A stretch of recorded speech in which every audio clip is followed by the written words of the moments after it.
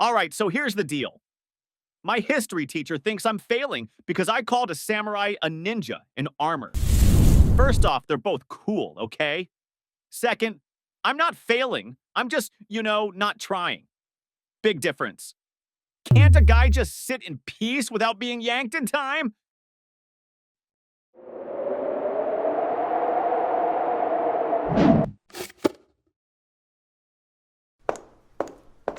Mom says, "Wait, where'd you go? And can I have your chips?" Okay, Chronos, I swear, if you drop me into another battle like last time, I'm still washing Viking stew out of my hoodie. Whoa! Why is there no user manual for this? Oh, great, Samurai Shrek. Who dares disturb my battle?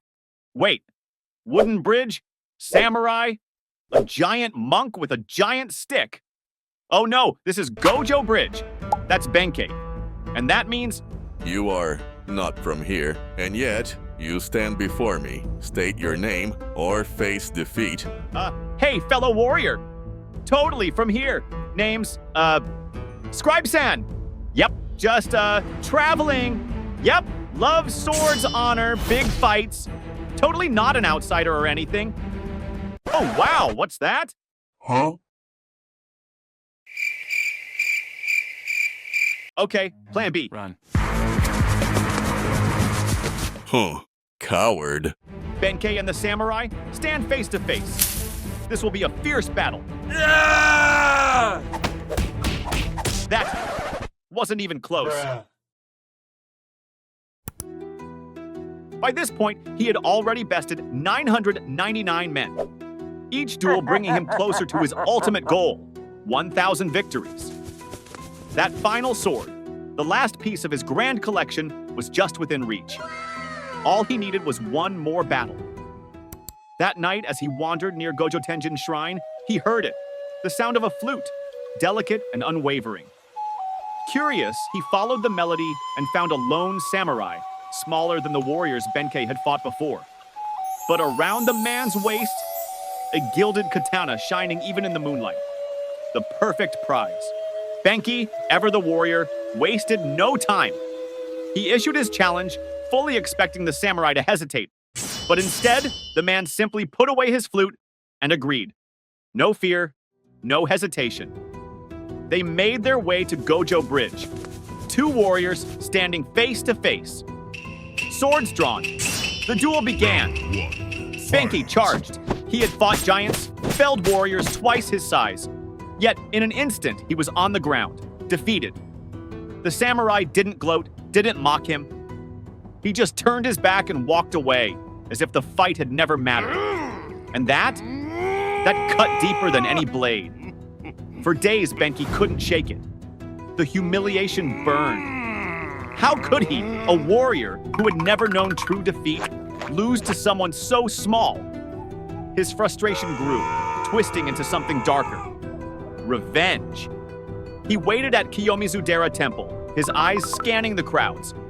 His mind focused on one thing, redemption.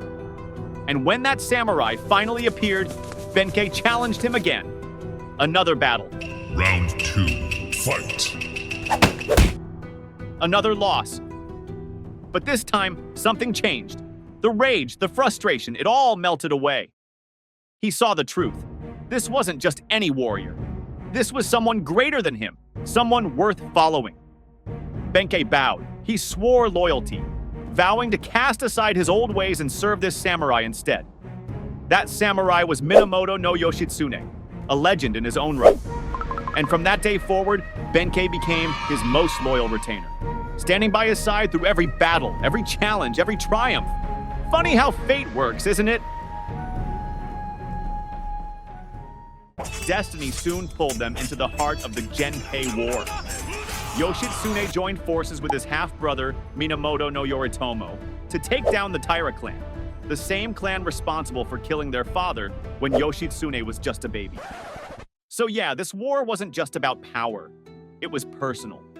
For 5 long years they fought, and in the end, the Minamoto clan stood victorious. Yoritomo became shogun, the new military ruler of Japan. But here's the thing about victory. When the enemy disappears, so does the reason to stay united. Yoshitsune's name started spreading. Songs, poems, cheers in the street. He was the hero of the people. And that didn't sit well with Yoritomo. After the war, after the songs and the glory, came the silence, the part of history no one sings about. One of Yoritomo's informants had been watching, hidden in plain sight, reporting everything back to the shogun. Every move Yoshitsune made, every crowd that cheered his name. It didn't take long before the orders came down. The very men they had once fought beside now carried blades with Yoshitsune's name on them. But Benkei, he never left his side, not once. Eventually, the two found refuge with the Fujiwara clan, one of the most powerful families in the north. Their leader, Fujiwara no Hidehira, welcomed them in, offering protection and peace. And for a while, that's exactly what they found. Years passed in quiet exile. But peace never lasts long when politics are involved. After Hidehira died, his son Fujiwara no Yasuhira took over. And everything changed. Whether it was fear, ambition, or bribes from Yoritomo, Yasuhira turned on them. And on June 15th, 1189, at the Battle of Koromagawa, it all came to a brutal end. Yoshitsune and Benkei were trapped in their castle, outnumbered 5-1. 500 Fujiwara soldiers surrounded the fortress. There was no escape, and Yasuhira ordered the attack. Inside, Yoshitsune's men fought like lions. Benkei was a storm of steel and fury, cutting through enemies with terrifying force. The average soldier was over a foot shorter than him. They fell like grass before a scythe, but numbers always win in the end. One by one, Yoshitsune's retainers fell, until only a handful remained. Yoshitsune, knowing what must be done, turned to Benkei and said he would commit seppuku, the ritual death of a samurai, to preserve his honor. But he needed time. Benkei understood. No words were needed. He walked to the narrow bridge that served as the only entrance to the castle, alone. No backup, no fear. Fujiwara's forces charged, and Benkei stood his ground, wave after wave. He cut them down, dozens fell. Then more. In some tales, 300 men met their end at that bridge. Behind a rising pile of bodies, Benkei stood, unmoving. Daring the next man to step forward, none did. They knew crossing that bridge meant death. Yasuhira, realizing that no one would face Benkei in combat, gave a new order. Archers. The sky darkened with arrows. They rained down on Benkei, piercing his armor, his chest, his limbs. But still, he didn't move. A second volley, then a third. His body swayed, full of arrows, yet he stood like a statue. Time passed. No one dared to move. Finally, some of Yasuhira's soldiers were sent to check. They crept onto the bridge, inching closer. And when they reached him, they saw the truth.